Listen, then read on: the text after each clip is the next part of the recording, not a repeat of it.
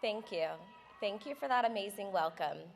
Good morning, Washington University class of 2025, and congratulations. You did it. You are a college graduate. I am honored to be here with you and celebrate with you today. Thank you to Chancellor Martin and the Washington University Board of Trustees for inviting me to be part of this momentous celebration. I feel privileged to stand with all of these people that have come to cheer you on. Your WashU administrators and advisors, your professors and mentors, and most importantly, your moms and dads, siblings and grandparents, spouses and children, and all of the special people you call family and friends. Behind every one of your triumphs, including this very moment, stands a team of supporters who believed in you, pushed you, and maybe even carried you through your most challenging moments. I know everyone here watching today and at home is bursting with pride for you, their WashU graduate. I have to admit, I am a little nervous. You might think I'm used to the spotlight, but I would probably feel more comfortable if they had allowed me to vault onto the stage or do a little floor routine. But really, today is your day. While I may be considered an elite athlete, I know that you are elite students. While I can claim a few firsts in my sport, I know that some of you are the first in your families to earn your degrees. Can I get a round of applause for our first generation graduates?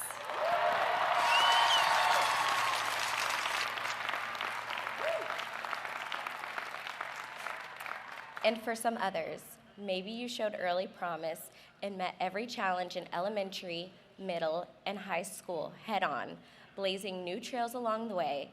Going to college and graduating might have felt like a given.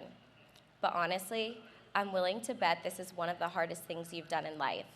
As this chapter closes for you, another one is about to begin. For some, that may bring thoughts of excitement and a sense of adventure for all that lies ahead. For others, maybe today brings up thoughts of fear and anxiety of what the future may hold. And maybe, just maybe, some may question whether today marks the biggest accomplishments you'll ever achieve. And that's not because you won't go on to do great things, as I truly believe each and every one of you will in your own way. Rather, I believe it's because college comes at a difficult in-between time in life. You're an adult, but you still need a lot of support from home. You may carry a childhood identity or your family's expectations in ways you haven't yet fully realized. You might also care deeply about what your support system thinks, but only you are responsible for your decisions, and only you will live with the consequences. And if there's one thing I've learned about WashU, it's not all puppy dogs and ice cream, as they do work you pretty hard here. But today's celebration isn't just about the diploma that you are receiving. It's also about the recognition of the shared experiences, good and bad, that you've encountered along the way that has prepared you for this next step forward in life.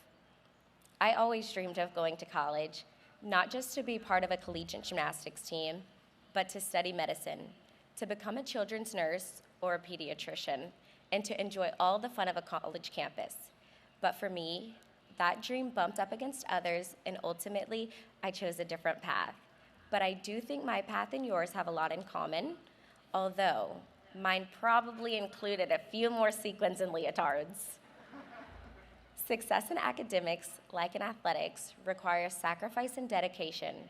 There is a lot of fun along the way, but to make it to the top, you also really need to find joy in the work. To be an elite student, or an elite athlete, or an elite anything, you have to be one of those people. The kind of person who is fueled by their own passion, what makes them feel most alive and most true to themselves when they are working at their limits and at the limits of their disciplines. If that sounds familiar to you, then you should know that I fully commiserate. If there's one thing I know a little something about, it's pressure. And I know you guys have been feeling it these past few years. Maybe like me, you can't remember a time where you didn't feel it. Well, I'm here to encourage you to take a deep breath. Let's do it right now together.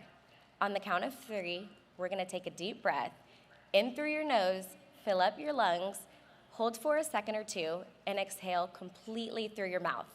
Here we go. 1, 2, 3. I don't know about you guys, but breathing like that in moments like this is really helpful for me. Graduates, you've already achieved so much, and it's important to take time to appreciate what you've accomplished, to breathe it all in, to embrace that sense of success. In today's dynamic world, things move quickly, and there tends to be this urgency for what's next rather than living in the moment. In the days and months ahead, you guys might feel like you're floating around for a bit without the demands of school to keep you grounded, and that's okay. Let it be and just take some time for you. Because really, all you guys have to do is be you. You don't have to be the greatest engineer, the greatest lawyer, the greatest entrepreneur, or the greatest social worker. You just need to be the greatest you that you can be, the greatest you of all time. People often refer to me as the GOAT. Not the animal, but the greatest of all time. I'm not gonna lie, every once in a while, it does give me chills thinking about what I've accomplished in gymnastics, but I'm gonna let you in on a little secret. Being the GOAT was never the goal. All I ever wanted was to be the greatest Simone that I could be.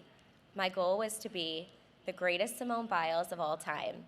I wanted and still strive for today. And when I start to get in my head and doubt myself, I reflect on what my mom instilled in me from a very young age, and that is to be the best Simone that you can be each and every day. Thank you, Mom. Now, don't get me wrong, I am a little competitive. Even as a preschooler, I never backed away from a challenge. I started doing gymnastics at 6 years old, which is a little bit older than you would imagine. But when I was 7, I saw a cheerleader do a standing back tuck, and I told my coach that I could do it, and I did it. And then another coach challenged me to do it on a high beam. I got up, and I tried to do that too, and she landed it. But a professional career in gymnastics and competitions like US Nationals, Worlds, or an Olympic Games weren't even a part of my imagination at that point. But my coaches saw it. At least that's what they say now. But my point is, all I ever wanted to do was to do my best. At the age of 6, 16, 26, and beyond, it's always been about doing my best. Not to satisfy others, not to meet the expectations of others, not because of external pressures. Nope, it's just always about being the best Simone that I can be, and I'm so proud to say I've stayed true to that. And that's all you guys have to do too. Show up and be the best you.